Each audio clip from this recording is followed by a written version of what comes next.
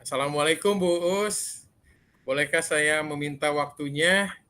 Saya mau cerita tentang apa yang saya rasakan akhir-akhir ini di kelas, Bu. Waalaikumsalam Pak Dede. Baik Pak Dede, apa yang mau Bapak ceritakan? Begini, Bu, akhir-akhir ini saya merasa murid-murid di kelas saya kurang antusias dalam menerima pembelajaran dari saya. Selain itu, jumlah murid-murid saya yang mengerjakan tugas hanya 50% di tiap kelasnya.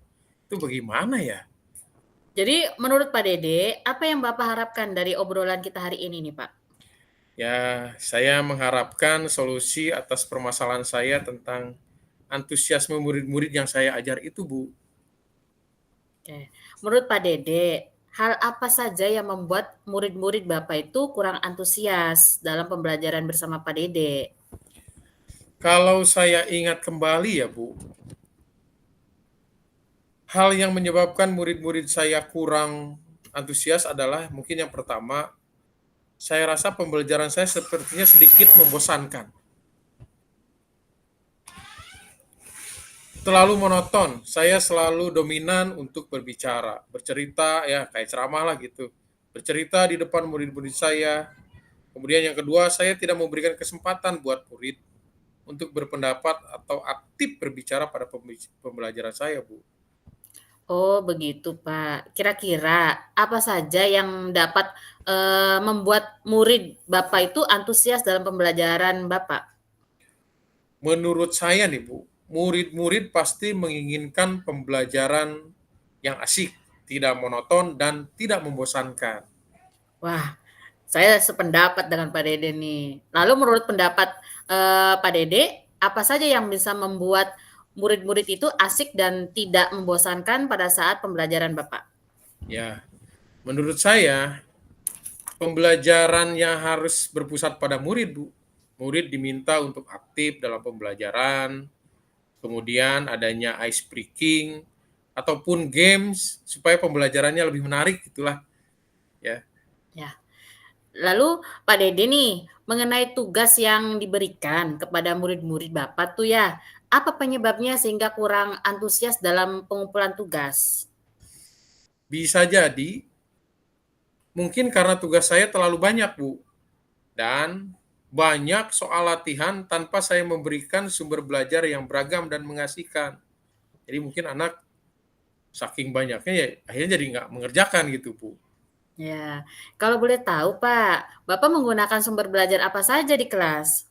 Saya biasa menggunakan buku teks yang ada di perpustakaan, bukan anak-anak itu dibagi buku nih di oleh sekolah, dikasih pinjam melalui perpustakaan gitu, Bu.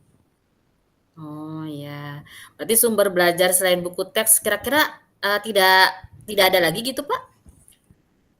Saya pikir banyak, Bu, ya, sumber belajar itu ya kayak ada video di YouTube atau eh, blog di internet atau bisa juga kita menggunakan aplikasi yang sedang tren seperti TikTok atau medsos lainnya yang mengenai matematika mungkin seperti itu, Bu. Nah, betul sekali Pak Dede. Saya yakin sekali bila Bapak bisa menggunakan berbagai macam ya sumber belajar, pasti akan membuat murid-murid itu antusias dalam pembelajaran, Pak. Gitu. Jadi sekarang, apa rencana Bapak nih untuk menyelesaikan masalah ini? Ya, begini nih, Bu. Ya. Yang pertama, saya merancang pembelajaran yang mengasihkan dengan menggunakan sumber belajar yang beragam seperti video di YouTube, mengenai penjelasan soal matematika dan medsos lainnya. Kemudian yang kedua nih Bu, saya akan memberikan tugas tidak terlalu banyak. Kemudian bentuk tugasnya juga disesuaikan dengan minat dan bakat murid-murid saya. Istilahnya saya akan melaksanakan pembelajaran berdiferensiasi sehingga murid tidak terkesan dipaksa, tapi mereka memang senang mengerjakan tugasnya. Misalnya menggunakan aplikasi GeoGebra atau Quizzes. Nah, itu yang sedang sedang coba saya rancang, Bu. Ih, bagus sekali Pak Dede, rencana Bapak ini mudah-mudahan berhasil ya Pak Dede.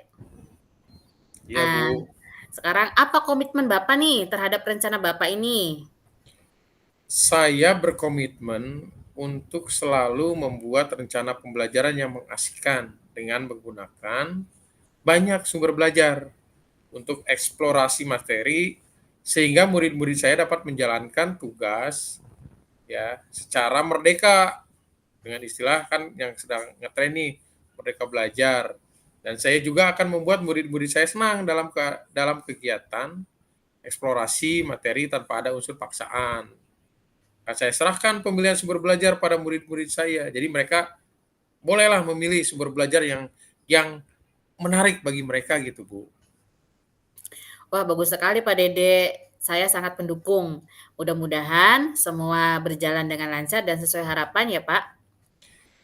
Terima kasih, Bu, atas waktunya untuk sharing.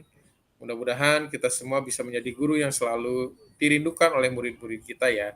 Amin ya rabbal alamin. Amin, amin, amin ya Allah. Amin. Ya, Terima kasih Pak Dede. iya Bu, saya juga ucapkan terima kasih Bu sudah bersedia Ya. menjadi sharing saya Bu. Terima kasih Bu. Assalamualaikum. Waalaikumsalam. Sama-sama Pak Dede.